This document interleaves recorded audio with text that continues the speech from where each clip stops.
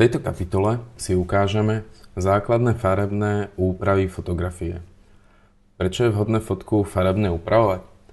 Jednak preto, aby sme odstránili prípadné chyby nasvietenia, ktoré vznikli pri fotografovaní. Druhým dôvodom je fakt, že zmenou farebného podania fotografie môžeme dosiahnuť atmosféru, ktorá pri fotografovaní nebola a ktorá vzbudí v divákovi pocity, aké chceme. Máme otvorený Adobe Photoshop spolu aj s našou vyrezanou a vyretušovanou fotografiou. Ako som na začiatku tutoriálu spomínal, že hlavnou silou Adobe Photoshop je práca s vrstvami a ich prelínanie, tak to dvojnásobne platí pri korekcii farieb. Všetky nastavenia totiž môžete aplikovať vo vrstvách, môžete ich kedykoľvek mazať, prelínať a podobne. Ukážeme si, ako to funguje. V paneli Layers vidíte čierno-biely kruh, kliknite naň a objaví sa vám ponuka rôznych farebných úprav. Je ich naozaj veľa a čo ktorá dokáže, si môžete nájsť na internete. Ja vám ukážem zopár, ktoré budem používať pri úprave tejto fotky a na nich sa vám pokúsim ukázať základné princípy práce s vrstvami farebných úprav. Na začiatku by som chcel trochu zvýšiť kontrast fotky. Mohol by som použiť úpravu Brightness Contrast, ktorá je jednoduchá, ale použijem korekciu Levels, ktorá ponúka viac možností a zároveň na nej vychytám viac detailov.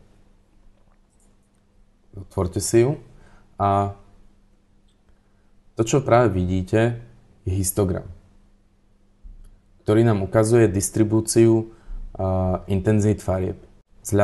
Naľavo sú tóny najtmavšie a napravo sú tóny najsvetlejšie. Vidíte, že ten posuvník je čierny a tento je biely a v strede je nejaký sivý.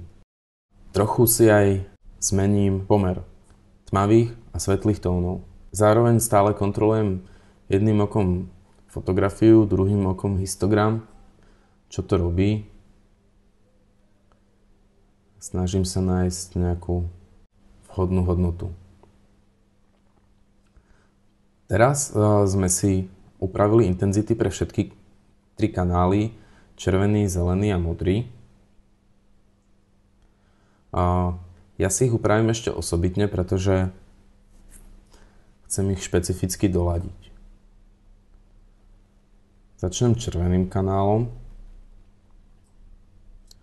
Znova idem až po začiatok intenzity. Pravím si pomery. Teraz je to trochu červené, ale viem, že ešte budem pracovať s ďalšími dvoma kanálmi, kde sa to zmení. A pri tomto ešte osekám trochu výstupný level. Zvýšil som kontrast a v fotke som dal takú žlto-zelenú farbu, ktorú ešte ďalšími korekciami trochu doladím.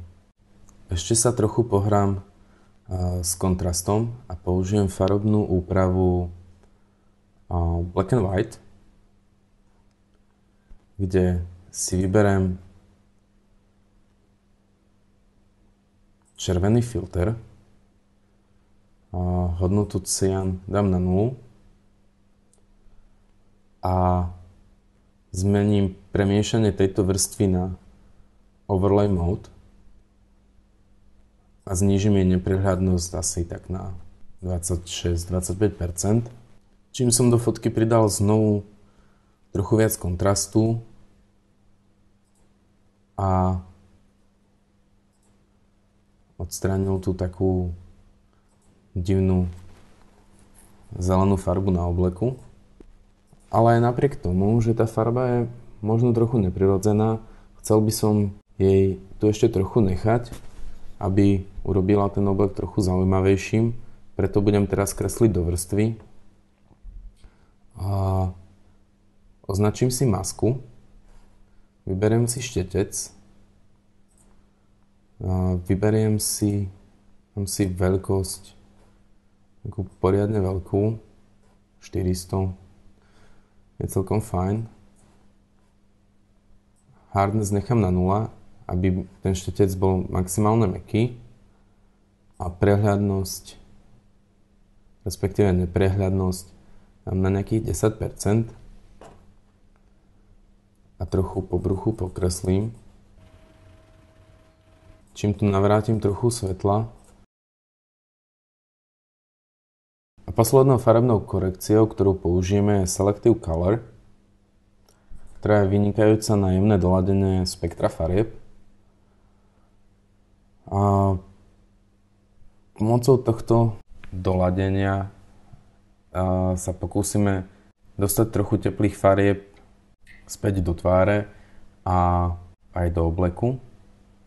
Takže si pridáme magentu v červenom kanáli. Aj v žltom, čo by sa malo práve odraziť trochu na tvári.